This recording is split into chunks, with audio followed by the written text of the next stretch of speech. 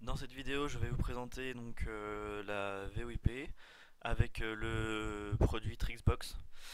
Alors Trixbox se situe dans la DMZ donc de Bordeaux et nous allons utiliser donc du coup des clients X-Lite donc dans le LAN de Bordeaux, dans le LAN de Paris et à l'extérieur. Donc l'extérieur sera simulé par mon propre ordinateur. Alors d'abord on va aller voir donc la configuration de Trixbox. Alors on va aller sur le client de Bordeaux. On va accéder à la machine Trixbox par l'interface web. Voilà.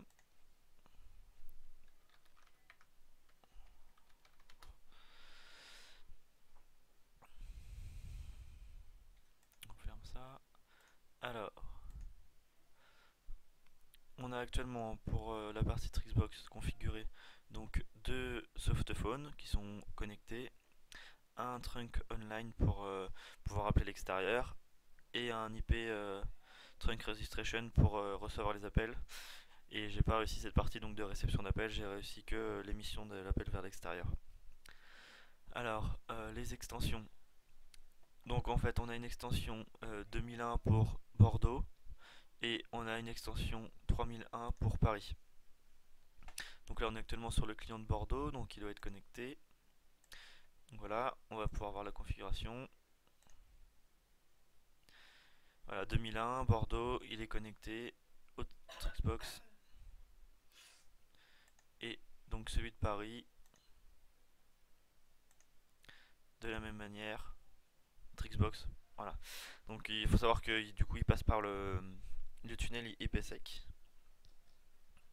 IPv4. On va pouvoir tester un appel. Donc là, nous sommes sur celui de Paris, donc on va appeler Bordeaux. Voilà, donc si on va sur Bordeaux, on a bien l'appel de Paris. On peut décrocher. On voit que le micro et le son fonctionnent, donc vous ne pouvez pas l'entendre. De la même manière de l'autre côté, et on peut éteindre, arrêter la communication et s'arrête des deux côtés. Donc la communication entre les deux sites fonctionne. On n'a pas mis en place la QoS par contre entre ces deux sites, qui était de, en fait normalement de, en fait il fallait limiter, enfin limiter la bande passante, non pas limiter, réserver de la bande passante sur le lien par l'intermédiaire de la QoS, mais ça n'a pas été fait. Euh, Par contre, on peut appeler depuis Bordeaux et depuis Paris l'extérieur.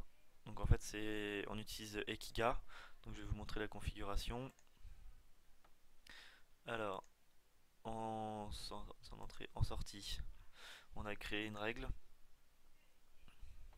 Donc quand on tape 9 et après le reste de la numérotation, on sort avec euh, le trunk SIP qui s'appelle Pelibo. Et donc si on va voir le trunk,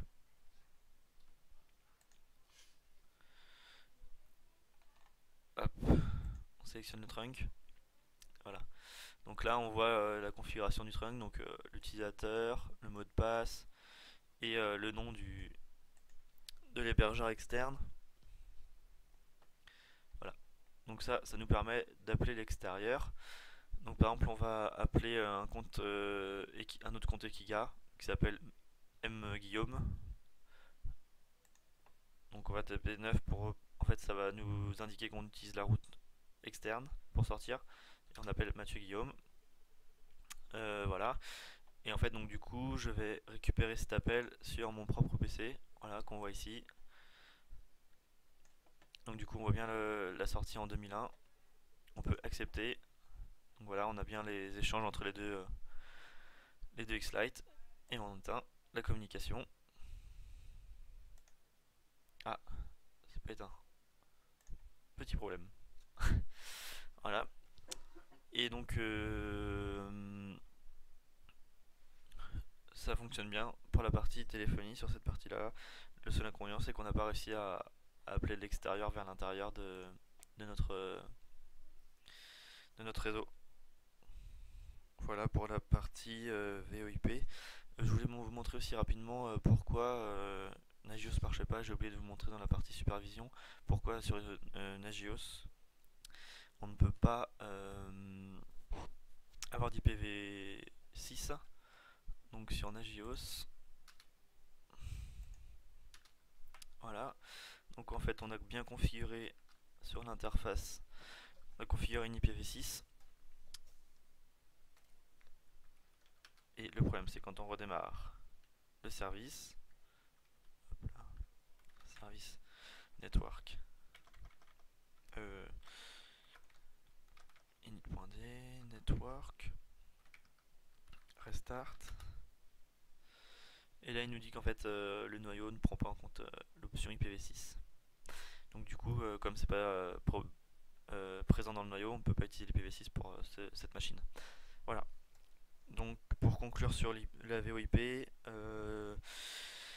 les appels vers l'extérieur fonctionnent, les appels entre les deux sites fonctionnent, il manquera seulement la QoS entre les deux sites et les appels reçus depuis l'extérieur.